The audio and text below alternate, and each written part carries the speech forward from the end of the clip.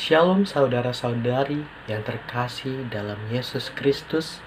Kita patut bersyukur kepada Tuhan karena kasih-Nya yang ajaib kita masih dapat bertemu meskipun melalui online. Kita memasuki hari ke-24 dalam 100 hari berdoa kita dengan tema mengagumi firman-Nya. Ayatnya terdapat di dalam Mazmur 119 ayat 161 sampai 162.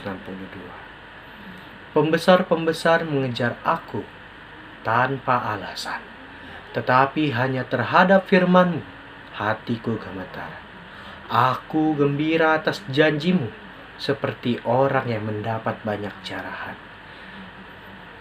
Alkitab adalah suara Tuhan yang berbicara kepada kita.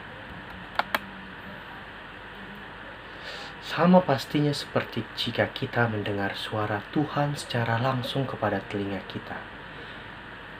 Jika kita menyadari hal ini, dengan kekaguman seperti apakah kita seharusnya kita mencari tuntunannya. Pembacaan dan perenungan kitab suci dianggap seperti berada di hadirat Allah yang tak terbatas. Saudara-saudara sekalian, mari kita menanya dalam hati kita, pernahkah kita membaca satu ayat Alkitab dan berpikir dalam hati kita, ayat ini tepat ditunjukkan untuk saya. Bagaimana Tuhan tahu apa yang saya butuhkan hari ini? Saat Anda menjalani hari ini, pikirkan semua alasan mengapa kita tetap dapat bersuka cita karena firman Tuhan. Bahkan, mengapa kita tidak menuliskan sebuah daftar alasan-alasan kenapa kita bersyukur untuk firman Tuhan? Pada hari ini kita akan mendengarkan kabar baik di mana Gereja Advent di Guatemala menemukan suatu cara untuk membagikan keranjang makanan yang berisi beras, biji-bijian, tepung jagung, minyak, garam dan gula kepada ribuan anggota gereja yang terdampak oleh karantina.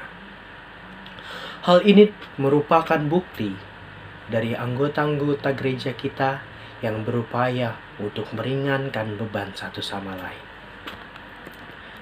Oleh karena itu, pada hari ini kita diminta untuk berdoa melalui pokok-pokok doa yang telah ditentukan. Kita bisa berdoa untuk negara Afrika yang mereka sedang berjuang melawan pandemi virus corona.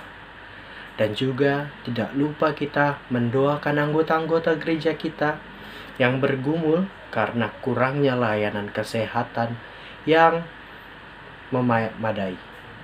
Dan juga kita berdoa agar tingkat infeksi dan kematian tidak setinggi yang diperkirakan. Kita juga berdoa untuk ribuan kelompok etnis di seluruh dunia yang mencapai 69% dari seluruh populasi dunia yang belum sempat memiliki gambaran yang jelas tentang Yesus.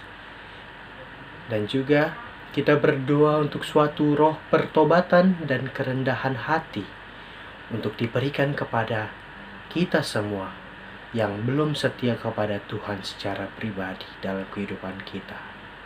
Kita juga dapat berdoa untuk suatu peningkatan besar jumlah anggota jemaat yang akan melayani Tuhan dengan mengasihi satu sama lain dan aktif membagikan kebenaran Alkitab dengan orang lain. Dan juga termasuk kepada orang-orang yang latar belakang agama yang berbeda.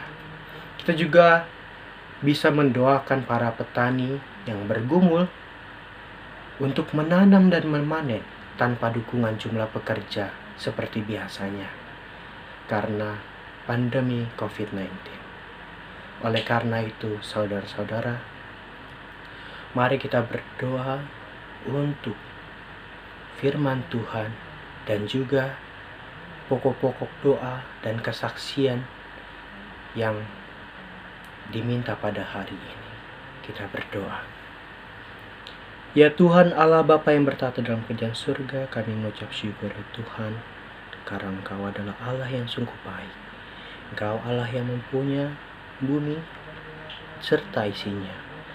Pada hari ini ya Bapa, kami telah mendengarkan firman-Mu. Kiranya Engkau memberkati agar kiranya firman-Mu ini dapat menjadi pedoman bagi kehidupan kita. Dan juga kiranya Engkau memberkati isi dari pokok-pokok doa kami pada hari ini, agar kiranya Engkau memberikan jalan keluar dari setiap masalah-masalah yang ada.